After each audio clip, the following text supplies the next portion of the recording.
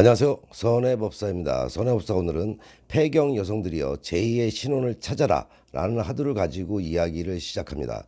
부부가 화목하면 하는 일도 잘 되기 때문에 운을 좋게 하는 방법 중에 하나는 부부가 화목하면 운도 따라옵니다.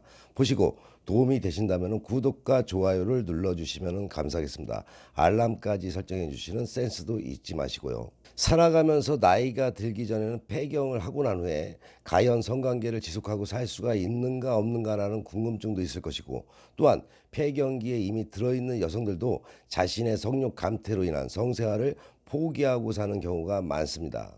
오늘은 선혜가 속 시원하게 알려드릴 테니 이야기 잘 들으시고 부부 성생활에 유용한 삶이 되시기 바랍니다. 방송을 잘라서 두 번으로 내보낼까 하다가 한 번에 하는 것이니 끝까지 들으시면 유익한 방송이 되실 겁니다. 폐경 여성들이여 제2의 신혼을 찾아라 이야기 시작합니다. 사랑과 연애는 모든 성인의 권리인데 유독 한 세대에게만은 예외인 듯 싶죠. 중년 이후의 여성들이 그러합니다. 중년 이후의 여성의 성은 대개 무시되게 일수이고 심지어 무성의 존재로 인식되고 맙니다. 그냥 무시만 당하기만 하면 오히려 다행이라고 여겨야 할 판이죠. 성에 대해서 관심을 보이는 중년 이후의 여성은 음탕한 여편네이거나 주책바가지로 치부되는 게 현실입니다. 가부장제와 여성의 상품, 아무리 세상이 바뀌었다 하더라도 아직까지도 여성의 삶이 이 두 가지 낡은 키워드에 자유롭지 못한 까닭이겠죠. 하지만 그것은 모두의 잘못이며 그릇된 편견에 불과할 뿐이겠죠. 그리해서 감히 말합니다. 중년 이후의 여성들도 당당히 자신의 권리를 찾으라고, 물론 사랑과 연애를 포함해서 말입니다. 편견의 수렁에서 탈출해야 되겠죠. 여성들은 삶을 살아가면서 신체적으로 몇 가지 획기적인 변화를 겪게 됩니다. 초경, 임신과 출산 등과 더불어 폐경이 여기에 해당이 되죠. 폐경이라 하면 여성의 생리가 없어지는 것은 누구나 아실 겁니다. 그런데 폐경에는 매우 잘못된 인식이 뿌리 깊게 자리 잡고 있는 현실이죠. 폐경이란 여성성의 상실이라는 생각이 그것입니다. 그래서 폐경 이후의 여성은 연애를 원하지 않으며 심지어 성적인 흥분을 느끼지도 않는다고 착각하는 사람들이 많다는 것입니다. 마치 무성의 존재처럼 말이죠. 그 결과로 이루어지는 것은 남편은 아내를 더 이상 여자로 대하지 않고 여성들은 그런 남편에게 연애를 요구하는 것을 민망해하고 망측한 일로 간주하면서 성적 요구를 아예 포기하고 사는 경우가 더러 주위에 그런 분들이 계시리라 봅니다.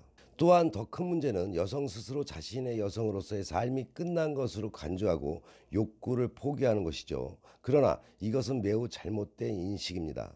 아이들은 모두 성장했고 경제적으로도 안정이 됐고 임신의 불안에서도 벗어났기 때문에 오히려 보다 편안하고 즐거운 성생활을 누릴 수 있는 정말로 좋은 기회인 것이죠. 왜냐하면 건강만 지키고 있다면 성행위에 결코 연령 제한이 없으며 폐경 이후에는 여성 호르몬인 에스트로겐이 줄어드는 대신에 남성 호르몬이자 성욕을 관장하는 프로게스테론의 증가로 인해서 성적 욕구는 오히려 더욱 강해질 수 있기 때문이죠.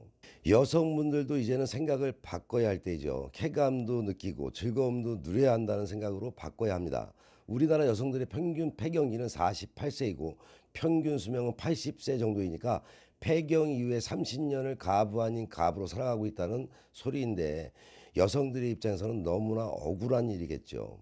거듭 강조하지만 폐경 이후에 제2의 신혼을 즐길 수 있는 절호의 기회입니다. 문제는 남편과 아내 두 사람이 어떻게 마음을 고쳐먹는가에 달려있으며 또한 얼마나 노력하느냐에 달린 것이겠죠. 선혜가 항시 이야기하지만은 모든 것은 마음먹기에 따라 다른 것이다. 부부가 함께 공부하시기 바랍니다. 연애도 이제는 공부해야 합니다. 그것도 부부가 함께 말이죠. 공부에 게으르면 쾌감도 멀리 도망가고 돌아오지 않는 것입니다. 도대체가 폐경기 이후에 그녀에게 무슨 일이 생긴 걸까요? 폐경기 이후의 성반응의 변화를 알기 위해서는 먼저 폐경 이전의 정상적인 성적 반응을 아는 것이 필요하겠죠. 먼저 여성은 성적으로 흥분하게 되면 골반 주위에 피가 몰리고 성행위에 대한 기대로 인해서 질의 분비물이 생기게 됩니다. 음경은 피가 갑자기 모여들므로 인해서 확대되며 질 상반부는 늘어나고 확장되는 것이죠. 오르가즘을 느끼는 동안에는 자궁이 수축이 되고 오르가즘 후에는 이완이 됩니다. 마지막 단계에서 질 주위가 예민해지고 다시 오르가즘을 체험하기 위해서 다시 자극이 됩니다. 그렇다면 폐경 이후의 여성은 무엇이 달라지는가를 알아야겠죠. 그것은 난소의 기능이 떨어지면서 난소에서 분비되는 여성 호르몬이 줄어들게 되어서 겪게 되는 노화의 증상인데, 성생활에 미치는 가장 중요한 변화로 질 분비물이 감소되어서 질이 건조해지는 것을 들 수가 있습니다. 따라서 연애를 할 때 윤활 역할이 부족해서 마찰에 의한 통증을 느끼게 된다는 것이죠. 또 다른 변화로는 자궁과 자궁 경부가 작아지고 자궁의 수축이 잘 되지 않는다는 것입니다. 오르가즘은 짧아지는 한편에 오르가즘을 느끼는 중에도 얼마간의 통증이 뒤따르게 된다는 이야기죠. 이러한 변화들은 폐경 이후의 여성들이 무엇보다도 연애를 기피하게 되는 결정적인 요인으로 작용한다고 보시면 됩니다. 하지만 이러한 변화가 얼마간은 힘이 줄고 성반응이 더뎌지기는 해도 연애의 알맹이는 여전히 온전하다는 것을 의미하는 반증이 되기도 한다는 것을 알아야겠죠. 윤택한 성생활을 위해서 알아야 합니다. 무엇이 문제인가를 알았다는 것은 문제를 반 이상 해결한 거나 다름이 없습니다. 한마디로 연애할 때 성교 통증을 해결하고 자궁의 수축만 원활하다고 하면은 폐경 이후에 즐거운 성생활을 누리는 데는 아무런 문제가 없다는 이야기죠. 물론 심리적인 문제야 그 다음 일이고, 먼저 성교 통증은 전문가들에 의해서 호르몬 대체요법 등을 통해서 근본적으로 해결할 수가 있습니다. 대체요법이라는 것은 부족한 에스트로겐을 보충함으로써 혈중 에스트로겐을 젊은 여성의 수준으로 유지하는 방법이겠죠. 호르몬 대체요법은 얇아진 질 조직이 얇아지고 건조해지는 것을 막는 한편에 골다공증이나 심장병을 예방하는 효과까지 덤으로 볼 수 있다고 보면 됩니다. 또한 폐경 이후 급격히 성욕이 줄어든 경우에는 호르몬 대체요법을 쓸 때 성욕에 영향을 주는 남성 호르몬인 프로게스테론을 추가하면 성적 증진의 효과를 볼 수도 있다고 합니다. 지금 이 방법을 사용하고 계신 분들은, 그런데 여기서 중요한 게 있습니다. 물론 연애하는 것도 중요하지만 건강도 지켜야 하므로 꼭 잘 들으시기 바랍니다. 그러나 에스트로겐을 사용하는 여성의 경우에는 자궁벽을 두텁게 해서 자궁암 발병률이 높아지고, 또 프로게스테론을 함께 사용하는 여성의 경우에는 유방암 발병률이 호르몬 대체요법을 사용하지 않는 여성에 비해서 더 높은 것으로 알려져 있으므로 주의를 꼭 해야 할 대목입니다. 과거에 유방암을 앓은 여성이나 자궁 내막암이라던가 난소암을 앓은 여성은 호르몬 대처요법을 하기 전에 반드시 전문가에게 상담을 받아야겠죠. 남들이 좋다고 하니까 그냥 무조건 아무것도 모른 채 따라해서는 안 된다는 것도 알아두시기 바랍니다. 아울러서 급성 혈전 장애를 앓고 있거나 질출혈이 있는 여성분들, 담낭 질환자나 간염 환자 등은 전문가와 상담을 거친 후에 호르몬 대처법을 사용해야 된다는 것을 알려드립니다. 질 건조가 심한 경우에는 질윤활제를 사용하는 것도 한 방법이 되겠죠. 질윤활제는 질 내에 강한 산성도가 유지될 수 있는 제품을 골라야만이 질염과 같은 부작용을 막을 수가 있습니다. 질 주위의 근육들을 발달시켜서 연애를 하는 동안 성감을 증진시키는 방법은 온전히 본인의 노력 여하에 달려있다고 보셔야겠죠. 꾸준히 운동이 필요하다는 얘기입니다. 훈련이라고 하면은 케겔 훈련을 말하겠죠. 케겔 훈련이란 소변 볼 때 힘주는 근육을 4초간 힘을 주었다가 4초간 힘을 빼는 훈련을 하루에 100번 정도 반복하는 방법으로 질 주위에 근육을 강화시켜서 질이 수축할 때의 압력을 높여주는 효과가 있다고 보시면 됩니다. 물론 케겔 운동은 여성분들의 요실금 예방법이기도 합니다. 또는 앉았다 일어나는 운동을 하는 것도 도움이 됩니다. 여기까지 듣다 보니 지루하셨나요? 그럼 본격적으로 궁금한 왜 연애가 필요한가를 알아봐야겠죠. 그런데 이쯤에서 누군가 손을 들고 반문할지도 모릅니다. 연애도 해볼 만큼 해봤고 이미 손자를 받거나 혹은 곧 할머니가 되는 마당에 망측하게 꼭 연애가 필요한 것이냐고, 결론부터 얘기하자면 연애는 당연히 필요합니다. 남성이건 여성이건 성욕은 죽을 때까지 지속됩니다. 그러므로 겉으로는 연애를 포기했다고 치더라도 정작 마음속으로는 결코 그것을 포기할 수 없는 것이겠죠.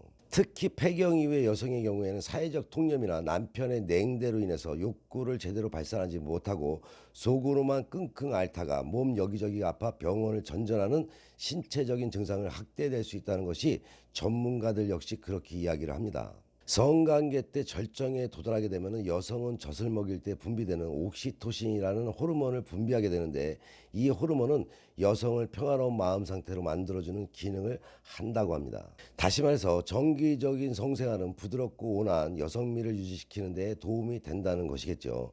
때문에 전문가들은 마땅한 상대가 없을 때에는 자의행위를 통해서라도 성적 긴장을 해소하는 것도 좋다고 권할 정도니까 참고하시기 바랍니다. 바로 이 옥시토신이라는 괴물이 갱년기 우울증 치료 예방하는 효과가 있을 뿐 아니라 골다공증 예방에도 도움을 줄 것이며, 우울증을 없애는 반면에 사랑하는 마음을 생기게 하기 때문에 마음의 평화를 얻을 수 있을 뿐 아니라 남을 미워하는 마음이 없어지고 성욕도 증가한다고 보시면 됩니다. 그러므로 무엇보다 중요한 것은 남편들의 인식의 변화가 있어야 되겠죠. 남성들은 나이가 들어감에 따라서 갖은 보신 음식과 비아그라에 자신도 모르게 시선이 저절로 따라가는 것처럼, 아내 역시 폐경이 지났어도 여성으로서의 아름다움과 성적 만족을 유지하고 싶어 한다는 것을 인정해야 합니다. 물론 여성 또한 성적 매력을 유지하기 위해서 항상 신경을 써야 하는 것은 당연한 일입니다. 아무리 남편이 분위기를 이끌려고 해도 허구한 날 속옷바람으로 처져 있는 아내에게 마음이 동할 수 없는 까닭이니까요. 사람이 육체적으로 늙는 것은 어쩔 수 없으나 마음만큼은 언제나 젊음을 유지할 수 있다고 합니다. 그리고 마음을 늙지 않게 하는 좋은 방법 가운데 하나는 분명 사랑과 연애일 것입니다. 그러므로 나이가 들어도 사랑하는 사람과 연애를 즐길 수 있다는 것은 진정으로 삶의 질을 높일 수 있는 길입니다. 여기에서 퀴즈 하나 드리겠습니다. 과연 폐경 이후에 피임을 해야 할까요? 아까는 임신의 불안에서 벗어났다고 했으면서 무슨 소리냐 하겠지만은 정답은 일단 해야 한다가 정답입니다. 왜냐하면 폐경 전후에도 난소가 이따금씩 난자를 만들지도 모르기 때문이죠. 때문에 마지막 얼경 후에 1년에서 2년간은 피임을 해야 하므로 늦둥이를 간절히 원하는 사람이 아니라면 조심해야 합니다. 여기서 한 가지 더 팁을 드리자면 폐경이 되기 전부터 연애 연습을 하는 것이 제일 좋은 방법입니다.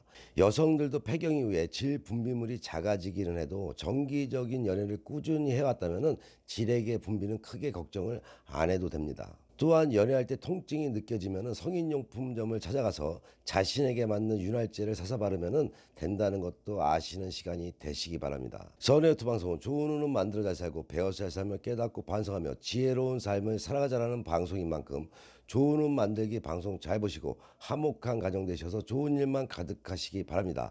더 흥미있는 이야기로 다음 방송에 만나 뵙겠습니다.